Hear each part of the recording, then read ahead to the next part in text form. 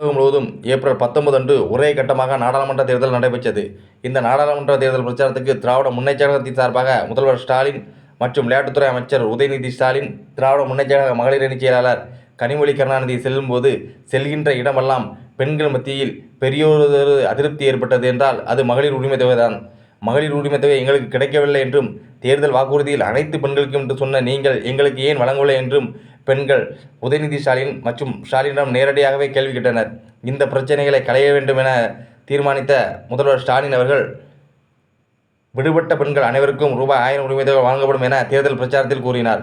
அதேபோல் தமிழகம் முழுவதும் புதிதாக 2 லட்சம் ரேஷன் அட்டைகள் வழங்கப்படுவதாக தமிழக அரசு அறிவித்துள்ளது. அதைத் தொடர்ந்து புதிய ரேஷன் அட்டை பெறும் பெண்கள் உரிமைத் தொகை ரூபாய் 1000 கேட்டு விண்ணப்பிக்கலாம் என தகவல் வெளியாகியுள்ளது. உரிமைத் தொகை பெற ரேஷன் அட்டையே பிரதான ஆவணம் என்பதால், இதனால் புதிய அட்டையை பெறும் பெண்கள் சம்பந்தப்பட்ட அலுவலகம் சென்று விண்ணப்பிக்கலாம் என அதிகாரிகள் தெரிவித்துள்ளனர்.